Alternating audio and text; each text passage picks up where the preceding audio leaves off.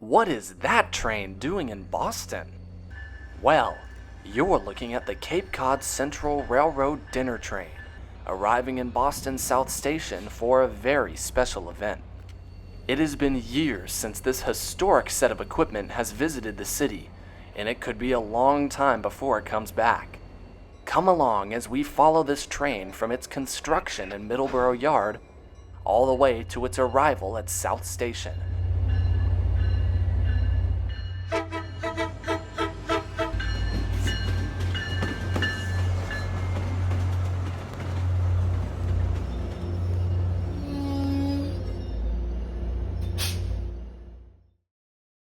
So, why does this train exist? Well, October 14th, 2024 was the first day of the Commuter Rail Coalition Summit. This major event, hosted by the MBTA and other partners, was the first of its kind. The event consisted of discussions about commuter rail operating strategies, site tours hosted by the MBTA, and a dinner train excursion on the first night of the event. The dinner train had to receive special permission from Amtrak to operate the set's dome car under the wires at South Station. Before this move, every move I have ever seen with a dome car was forced to turn short of South Station, making this move pretty unique. So, how did this move all come together? Well, it all started at the crack of dawn that very morning. We are waiting here at South Station for the first special train of the event. Taking this train into South Station will be the power of tonight's dinner train, MBTA locomotives 1033 and 1129.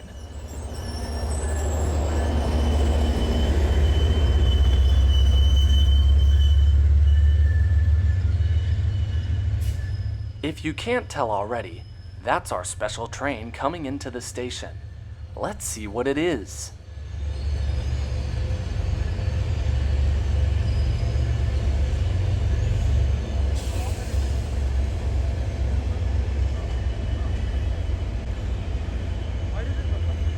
Dude, it looks like a generator. It looks like a pump. That is so silly.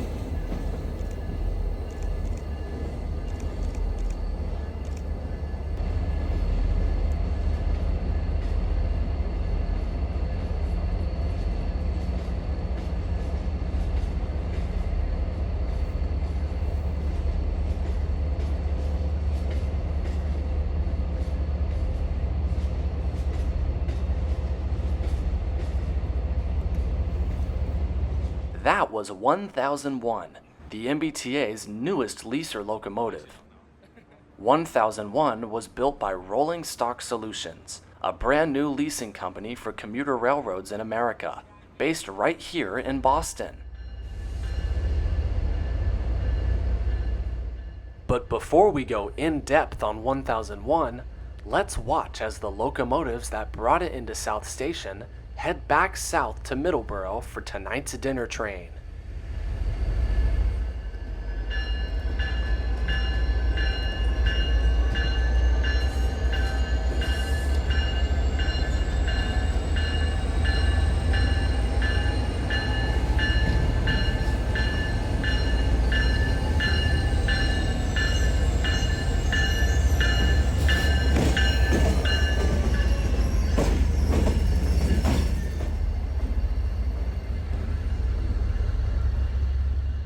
At this point, 1001 is the demo unit, and the first of 10 F40s to be leased to the MBTA in the next few years. Rolling Stock Solutions' mission as a company is to provide reliable, proven model locomotives to commuter railroads across the country to replace older fleets of locomotives. 1001 is former Amtrak F40 316. 316 ran on Amtrak for years before being sold to none other than the MBTA as a closeout for their operation contract that ended in 2002. The locomotive saw service, but ultimately sat on MBTA property for years before being sold to the Virginia Railway Express as VRE 36. Dude. The locomotive was purchased by Rolling Stock Solutions and then rebuilt into 1001. 1001 is classified as a fourth generation F40 with a Tier 4 generator and a Tier 0 Plus prime mover. So, technically, this locomotive is classified as an F40PH4C, the first of its kind. Looking inside the cab, we see desktop controls as opposed to a control stand, which is typically seen on F40s. It is safe to say this locomotive may be the creme de la crop of F40 power. Thank you to the great people at Rolling Stock Solutions for giving us a tour of the cab. We really look forward to seeing your locomotive on the rails here in Boston.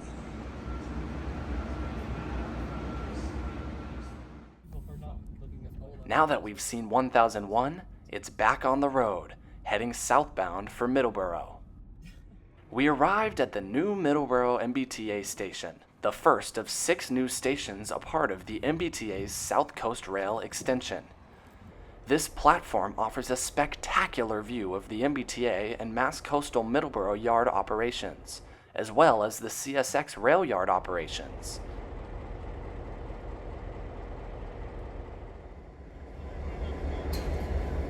You'll notice there are a whole lot of tracks here too. This one in the middle is the CSX Yard Y. On the south side of it is the MBTA layover yard, and to the north is the CSX yard. As soon as we arrived here, Mass Coastal 2008 was busy building the dinner train set. Here they are shoving the 1033 onto the north end of the consist.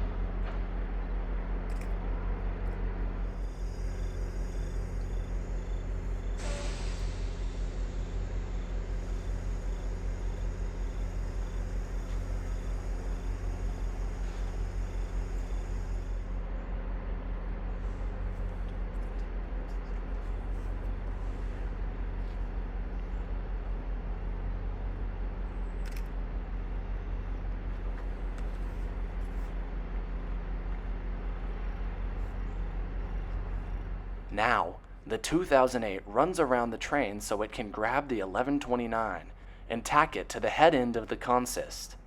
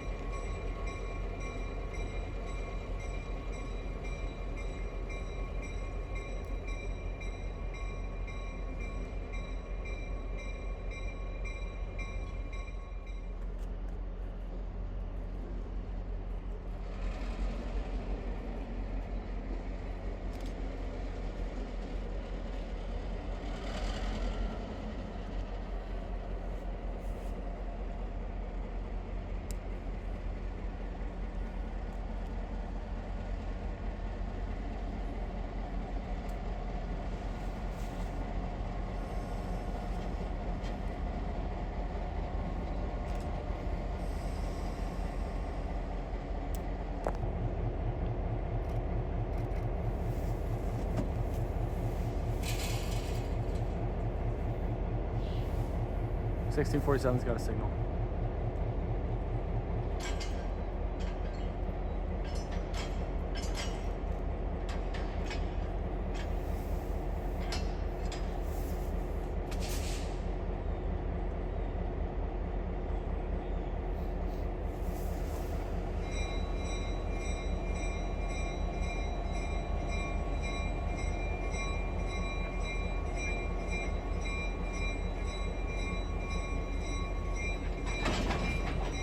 While the 2008 has been switching, the MBTA's South Coast Rail PTC test train has been running back and forth on the line to test the new signaling and PTC for South Coast Rail.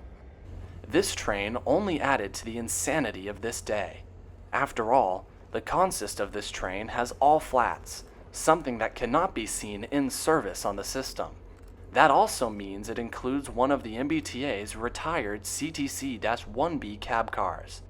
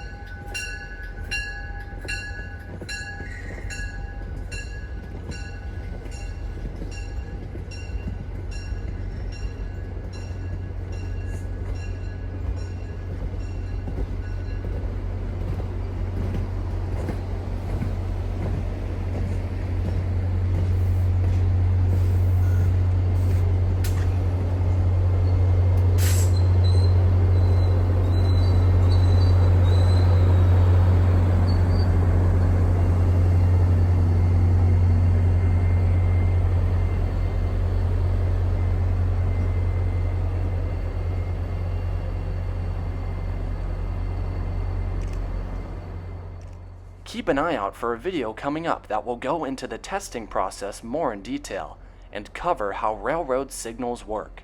Anyways, back to the dinner train. 2008 completes its air test on the 1129 and pulls up to the switch at the south end of the yard.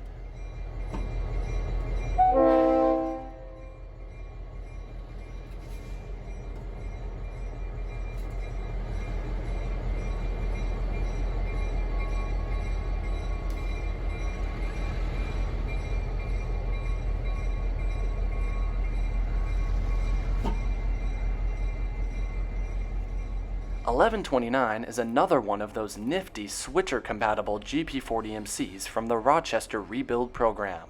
You can tell this by its rear ditch lights.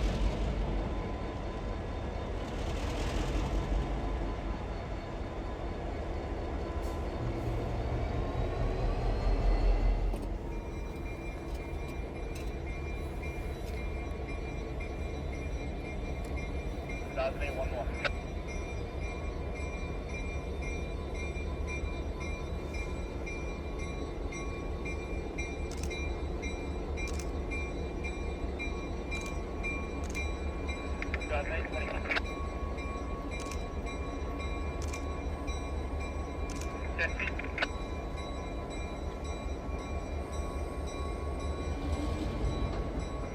5, yo. 2 more. And good hitch. Good, they don't think 3 steps. Give it a stride in the background. Roger, send it. Good. 3 steps. F37 to 2008. Roger, get friendly. Kilo PCC exit, South Coast Dispatcher. You also may notice 1129's maroon paint scheme, which pays homage to a paint scheme seen on numerous MBTA locomotives in the 1980s.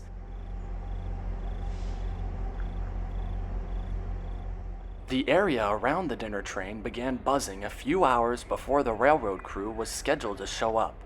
Caterer trucks from the Cape began loading the train with food.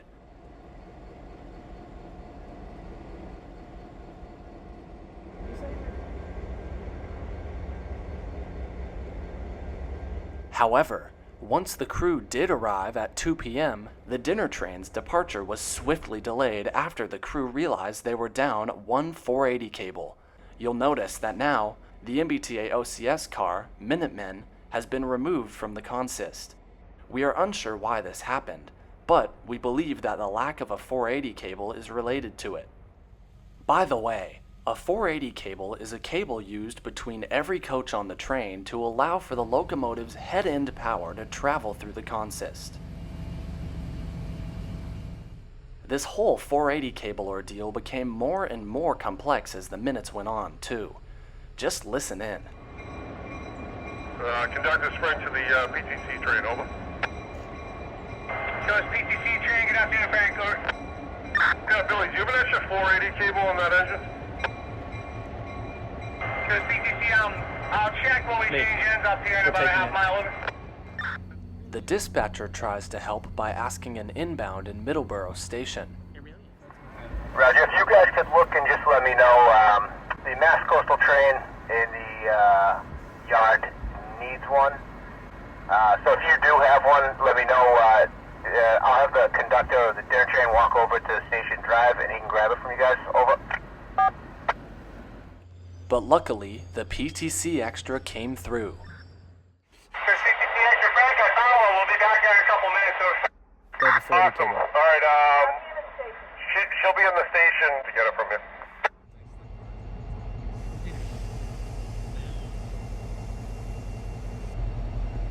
Did you guys find a 480 cable with that PTC train, over? That's a Roger, over. Thanks a lot. Kills will call me out.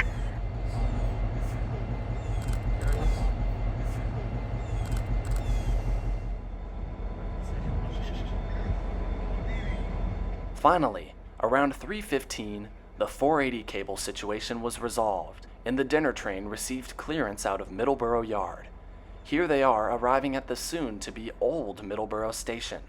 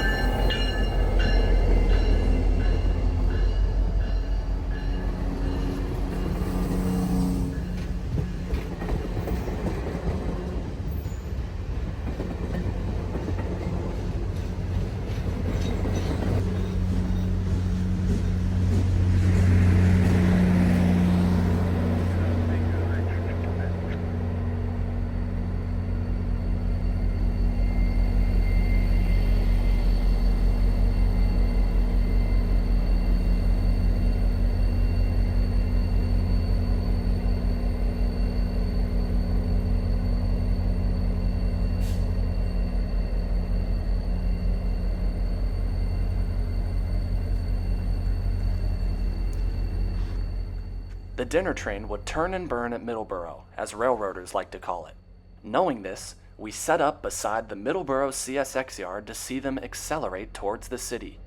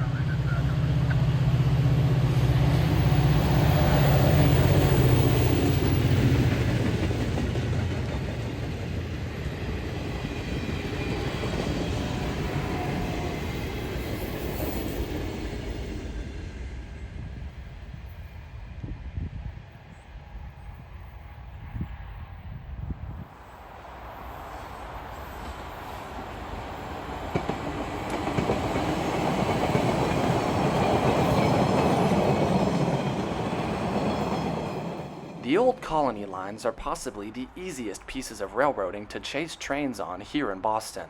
That is because all 3 old colony lines are single-track railroads with passing sidings, meaning non-scheduled trains like this have to stop at various points along the way. Because of that, we were able to leapfrog them to Green Interlocking. Green is just north of Braintree, and is where the Greenbush branch splits off of the Middleboro main line.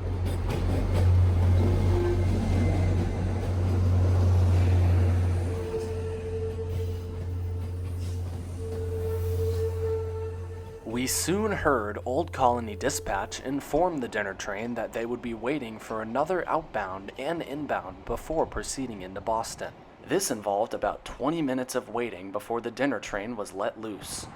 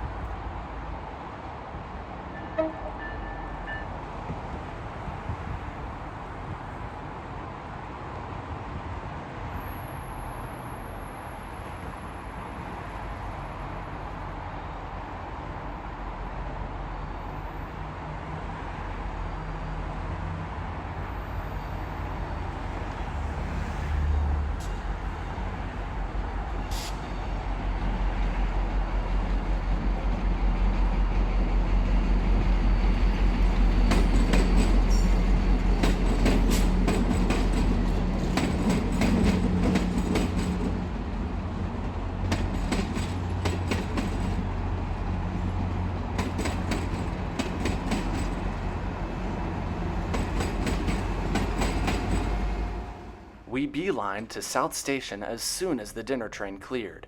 We weren't too sure if we would make it this time. However, luck was on our side. As we began running up the platform, the train was just entering the line of sight. Mission successful. I am. No, it's nice to meet you.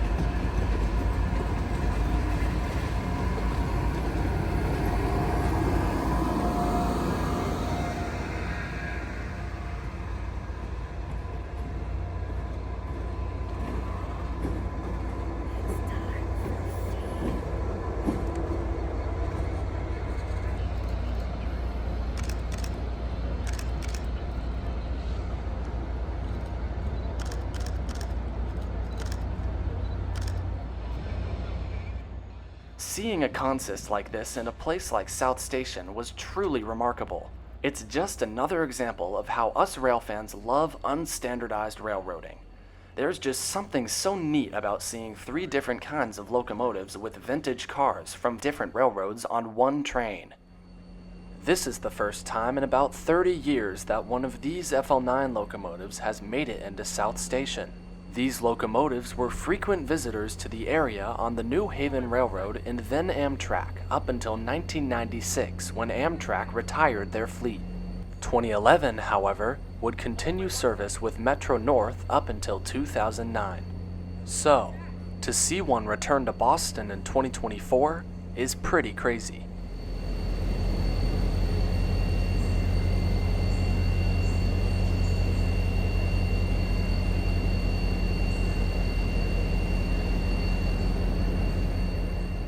We didn't meander in South Station for too long, as we had one more shot in mind for the train's run south, JFK UMass. JFK UMass is the first stop on the Old Colony Division. It serves as a hub for commuter rail, subway, and bus service. This hustle-bustle station is about to be in for a treat. Now that the train is loaded with railroad executives, the Old Colony dispatcher made the wise decision of putting the dinner train in front of Middleboro train 023 to give them a much quicker trip down south to the Cape, with fleeting hours of daylight remaining.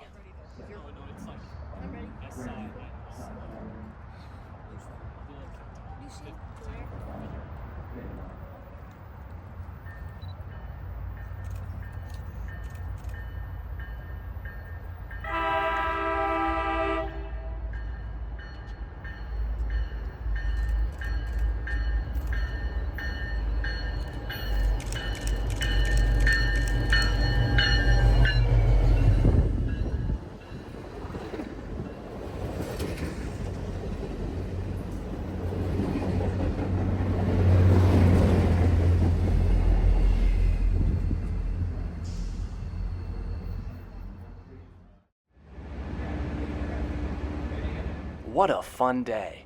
Who would have thought we would see all these trains in such a short span? Keep an eye out for another video covering the PTC train's operations more in depth. But until then, I will see you all again soon, out there on the rails.